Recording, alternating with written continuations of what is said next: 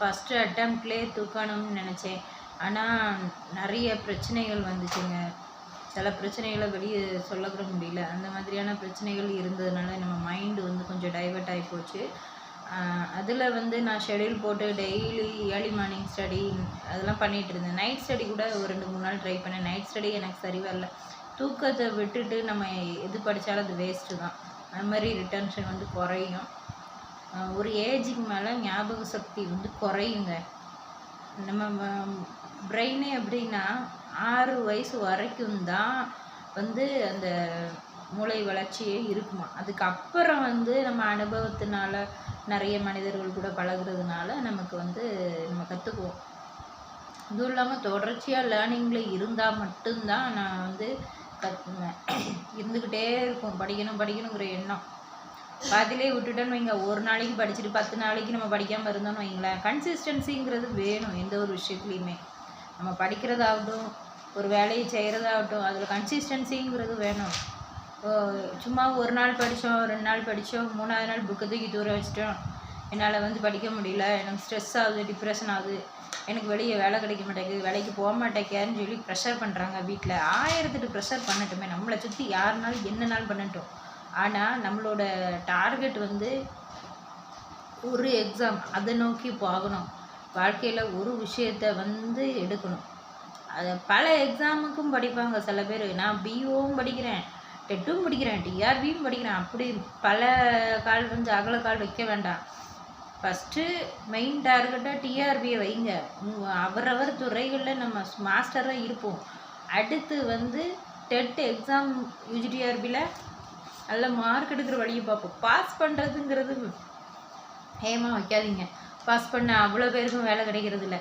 அதனால 130 140 மார்க்கு மேலே எடுத்தோம்னா கண்டிப்பாக வேலை கொடுத்து தானே ஆகணும். அந்த மாதிரி 140க்கு மேலே டார்கெட் வையுங்க.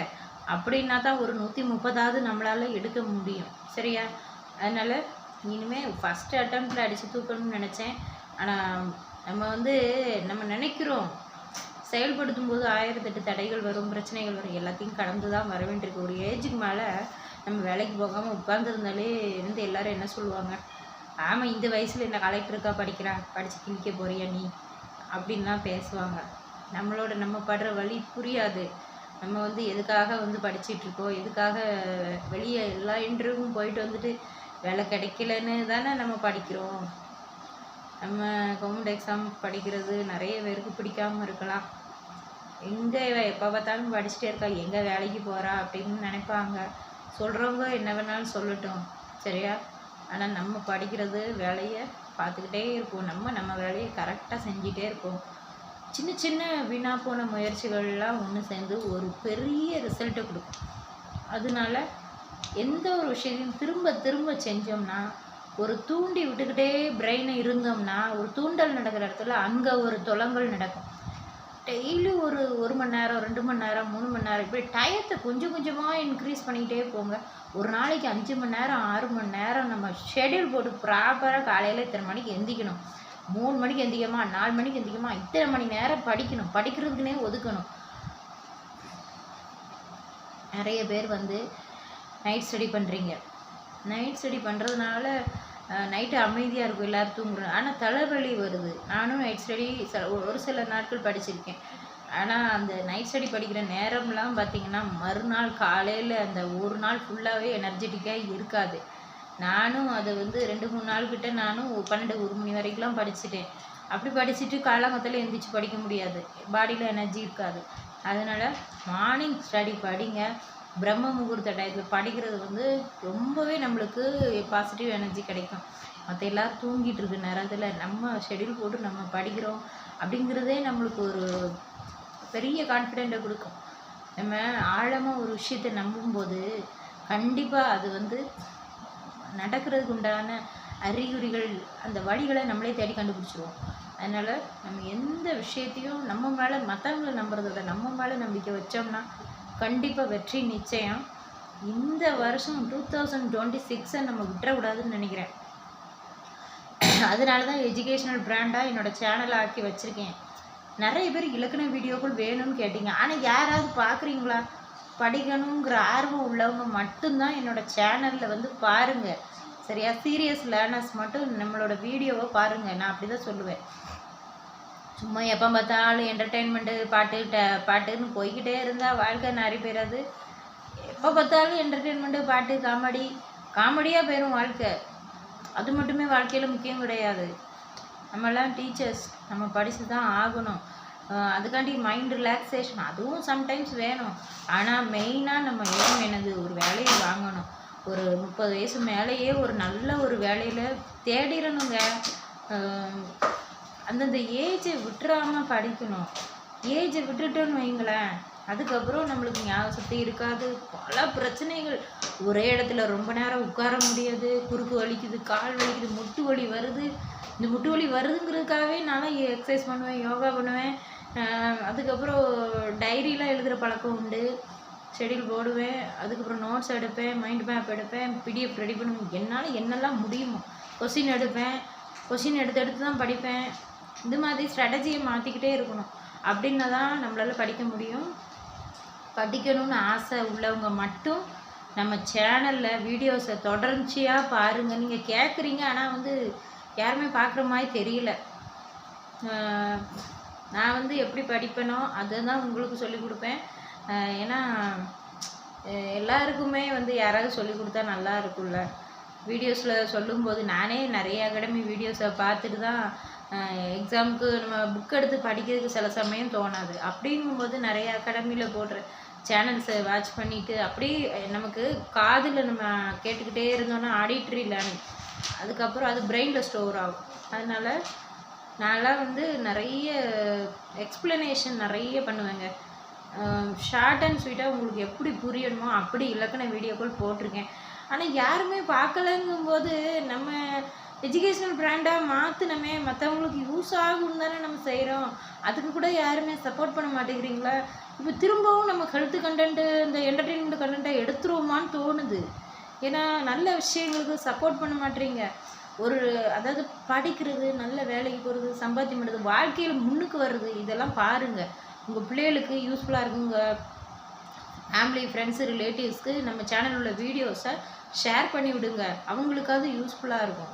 சரியா? சும்மா ஆட்டம் பாட்டம் கொண்டாட்டம் இருந்துன்னா வாழ்க்கை அப்படியே ஆட்டம் பாட்டத்திலே போயிடும். வாழ்க்கையை வந்து வாழ்கிறது ஒரு வாழ்க்கை. அதை நம்ம வந்து அதை தின்னுட்டு விதி முடிஞ்சால் போய்ச்சாருங்கிற கதையே நம்மக்கிட்ட இருக்கக்கூடாது. நம்ம வந்து பெண்கள் எல்லாருமே வீட்டு வேலை செய்யறதுக்கும் சமையல் வேலை செய்யறதுக்கும் பிறந்தவங்க கிடையாது. வீட்டு வேலையும் செய்வோம், சமையலும் செய்வோம். நம்மளால் பிஸ்னஸும் பண்ண முடியும். வீட்டில் இருந்து பார்ட் டைம் இன்கமும் எடுக்க முடியும். நம்மளால் படித்து ஒரு வேலையும் வாங்க முடியும். அதை ப்ரூவ் பண்ணணும். நம்ம ப்ரூவ் யாருக்கும் ப்ரூவ் பண்ண அவசியம் இல்லை. ஆனால் நம்மளை நம்பி யார் இருக்காங்க? நம்மளோட ஃபேமிலி இருக்குது, பிள்ளைகள் இருக்குது. அவங்களுக்காக வேண்டியாவது நம்ம படித்து தான் ஆகணும், வேலைக்கு போய் தான் ஆகணும். அதனால படிக்கணும்னு இன்ட்ரெஸ்ட்டு, ஆர்வம், இன்வால்மெண்ட்டு வேணும். எந்த ஒரு எக்ஸாம்லையும் பாஸ் பண்ணணுன்னா அது இருக்கிறவங்க நம்ம சேனலை தவறாமல் பார்ப்பீங்க நம்புகிறேன். உங்களுக்கு லைவ் கிளாஸஸும் நான் போடுறேன். சரியா? எனக்கு வந்து இலக்கணம் வந்து சூப்பராக வந்து நான் சொல்லிக் கொடுப்பேன். ஆனால் யாருமே பயன்படுத்த மாட்டேறீங்க. அதுதான் கொஞ்சம் கவலையாக இருக்குது. நான் இப்போ எனக்கு 5 நிமிஷத்தில் என்டர்டெயின்மெண்ட்டு ஒரு 16 நிமிஷம் 20 நிமிஷம் வீடியோ போட்டால் அது ஒரு 2000 5000 வியூஸ் போயிடும். இம்மிடியேட்டாக வர வியூஸை விட நம்ம லாங் டைம் ஒரு ஸ்டேபிளான ஒரு க்ரோத் தான். ஆரம்பத்தில் ஸ்லோவாக இருக்கும். அதுக்கப்புறம் சரி சேனல் கொஞ்சம் கொஞ்சமாக வளர்ந்தாலும் பரவாயில்ல, எல்லாருக்கும் யூஸ்ஃபுல்லாக இருக்குமே. எஜுகேஷ்னல் கண்டென்ட் எப்போ வேணாலும் எடுத்து பார்த்துக்கிடலாம். உங்களுக்கு யூஸ்ஃபுல்லாக இருக்கும். பரீட்சை கவர்மெண்டி ரிவைஸ் பண்ணதுக்கு புக் எடுக்க டைம் இல்லாதவங்க, புக் இல்லாதவங்கெல்லாம் அழகாக பார்த்துக்கலாம்.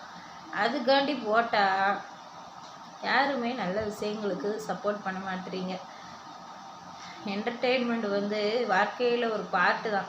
அதுவே வாழ்க்கை ஆகாது. நம்ம வந்து சாகிற வரைக்கும் என்டர்டெயின்மெண்ட்டு பாட்டு கற்றுக்கலாம், காமெடி கற்றுக்கலாம். ஆனால் ஒரு வேலையில் இருந்துக்கிட்டு நம்ம ஒரு நல்ல வேலைக்கு போனதுக்கப்புறம் அதுக்கப்புறம் என்டர்டெயின்மெண்ட் பார்த்தாலும் ஒன்றும் பிரச்சனை கிடையாது. நான் சொல்கிறது நியாயமான விஷயமா இருந்தால் கமெண்ட்டில் சொல்லுங்கள். நம்ம சேனல் பிடிச்சிருந்தா லைக் பண்ணி ஃப்ரெண்ட்ஸ் கூட ஷேர் பண்ணிக்கோங்க. மெயினாக சப்ஸ்கிரைப் பண்ணிடுங்க. பிடிச்சிருந்தா அந்த ஹைப் பட்டனை யாருமே பண்ண மாட்டேறீங்க. ஹைப் பட்டன் ஒன்று இருக்குது, அதை பண்ணிக்கோங்க. சரியா? கொஞ்சம் வீடியோவும் கொஞ்சம் என்னோடய வீடியோவும் கொஞ்சம் ரீச் ஆகும். ஏன்னா நிறைய வீடியோஸை நான் வைரல் வீடியோ போனதெல்லாம் நான் வந்து என்ன பண்ணிட்டேன், அன்லிஸ்டட் போட்டேன், ப்ரைவேட் போட்டுட்டேன். என்டர்டெயின்மெண்ட் வீடியோஸ் அவ்வளோத்தையும் நான் பாதி டெலீட் பண்ணிட்டேன், பாதி அன்லிஸ்டடில் போட்டு வச்சுருக்கேன். நீங்கள் வந்து எஜுகேஷ்னலுக்கு சப்போர்ட் கொடுக்கலன்னா திரும்ப வேறு கண்டென்ட் க்ரியேட்டரை மாற்றி தான் ஆகணும், வேறு வழியே கிடையாது. யூடியூபர்ஸ் எல்லாமே வியூஸ் போகிற கண்டென்ட்டு போட்டால் தான் பிரயோஜனமாக இருக்கும். யாருமே பார்க்கல, யாருமே இல்லாத கடைக்கு யாருக்குப்பா டீ யாத்திரைங்கிற மாதிரி அந்த மாதிரி ஆயிடக்கூடாது.